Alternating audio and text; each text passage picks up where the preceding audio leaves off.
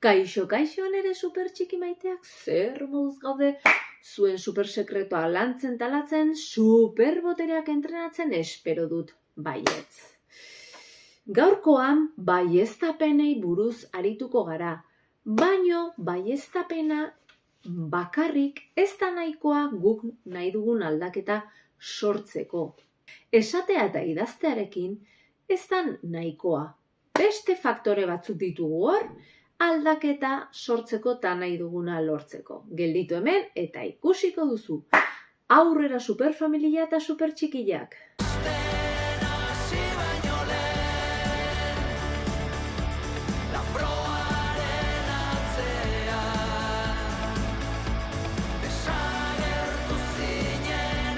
Ez ahaztu, hemen dituzuela superbotere guztiak trilogia eder honetan. Eta eskura, nahi badezu orentxe bertan, www.supertxiki.com nere web horrian.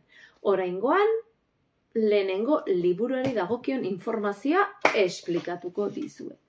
Beraz, aldaketa sortzeko baieztapena idazteaz gain eta errepikatzeaz gain, baieztapen horrek sorrarazten digun emozio hori bizitu behar dugu, bai? Zer sortzen digun, bizitu esaten sentitu behar dugu, hori da lehenengo faktorea. Eta bigarren faktorea, behar diren ekintzak aurrera eramatea. Hau da, sofan eserita eta ezer eginda ez dugu lortuko, bale?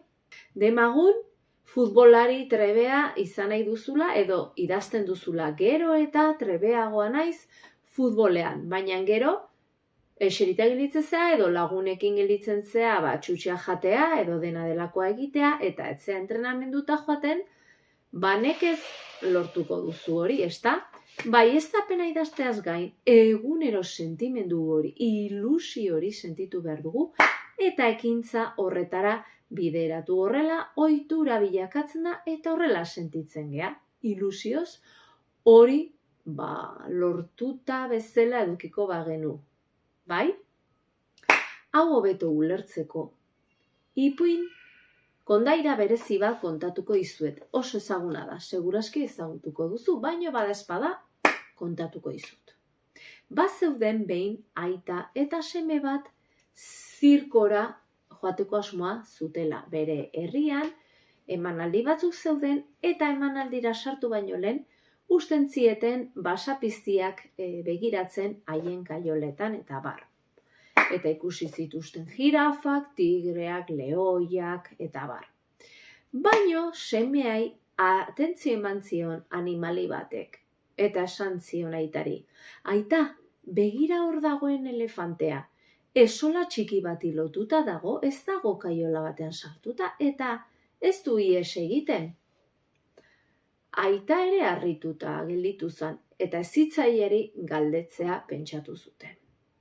Aizu, elefante hori hain handia izan da, eta hain indartsua izan da, zergatik ez du bere burua askatzen, esola txiki horretatik.